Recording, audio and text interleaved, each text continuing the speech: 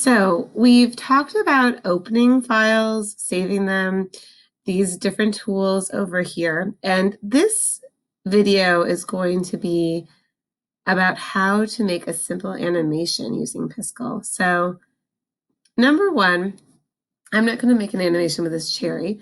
I'm just going to start over to create a new animation. So I'm going to come over here to create sprite, and I'm loading a new Piskel or a new canvas.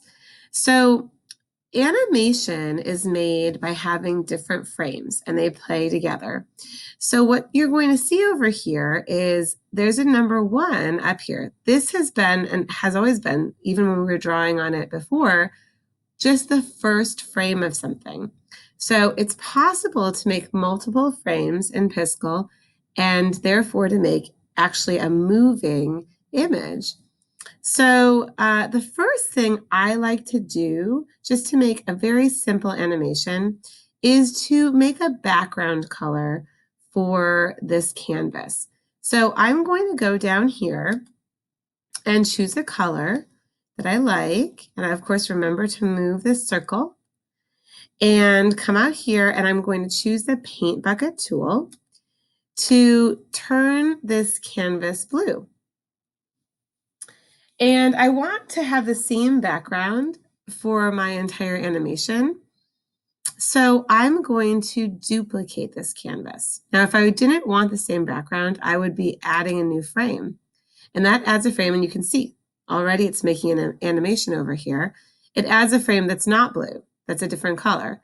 And if I don't want to have a frame anymore, or I don't like that frame, I don't want to add the frame, I can come up here, and if you notice, there's a little trash can up here on the second frame. This is highlighted, and I can erase it. Instead of adding a frame and coloring them all blue, I'm just going to copy this frame. And you can see immediately as I put my arrow up here, I can come down here, and there's 2 little pieces of paper. That means to copy, and it says duplicate this frame when I go over it.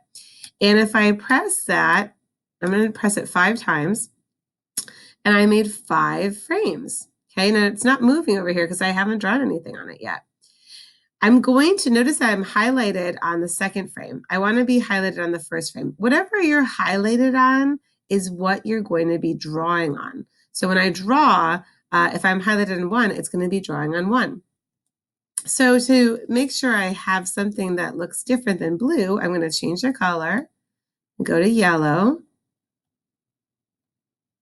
and I'm going to come back out here, and I'm going to move from the paint bucket tool to my pen tool because I'm going to be making just a very simple animation. I've got to plug my battery in. So I'm going to just make a ball, just dropping, not the best ball dropping or anything like that. I'm just going to make a ball or a circle, basically moving on the space. So notice that I moved to a larger pen. I'm on the pen tool, my color is yellow, and I'm just going to make a circle right here. Notice you'll see it now over here on this first frame, and now it looks like it's flashing, mainly because there's 5 frames. So it shows it once, and then it shows this frame, this frame, this frame, this frame that don't have circles, and then it comes back up to this frame. It's in a loop right now over here. So to make the circle move, I'm going to move to the second frame. And I know I put my yellow circle up here. So I'm going to put, the next time I draw the yellow circle, down near it, not too far, but move just a little bit. And I'm going to do this with all 5 frames. So I'm going to go to the third one, and I'm going to move the yellow circle just a little bit more.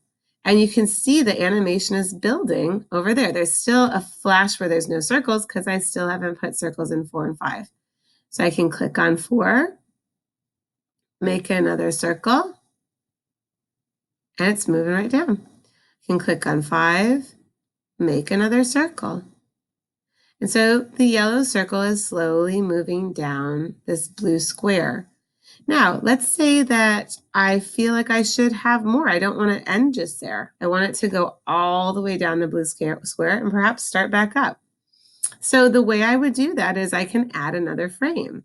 Now, I already, if I added another frame right now, it would be blank, right? It wouldn't have any blue. So I could just turn it blue with a paint bucket. I'm going to come over here and turn it blue. And then I'm going to duplicate this frame. I'm going to scroll down and find this. I'm going to duplicate it 2 more times, maybe 3 more times. So now this is an 8-frame animation. So I can continue to add onto it. I'm going to go over to the 6th frame and I need to go to yellow. So I'm going to click over here and go to yellow. Notice that the palette is also over here. And I stopped around here. So I'm going to, oops, I forgot to switch back to the pen tool. So either number 1, I could go back to blue and with a paint bucket tool, turn it back to blue, or I could have done undo with Control Z. But that was easier. So I'm going to go to the pen tool. Don't forget to change the pen tool. And oop, I haven't changed to yellow. So I got to come over here. Now I've put a yellow ball on the 6th frame. Now I've put a yellow ball, oops, I'm hiding all the way down here, on the 7th frame. And now I've put a yellow ball on the 8th frame. So it's slowly moving down here. I want 1 more frame up there so that it starts a little bit higher than where I started. So I'm going to click on this frame. I'm going to click on this blue, click on the paint bucket tool, turn that blue, then click back on the yellow and go back to the pen. I've learned my lesson. And I'm going to start one up here because basically it's just looping. So I'm making sure that it goes back up and looks like it's coming to the next. So it's coming all the way down and coming back up and coming all the way down. And now I have just made a little yellow circle slip down a blue square.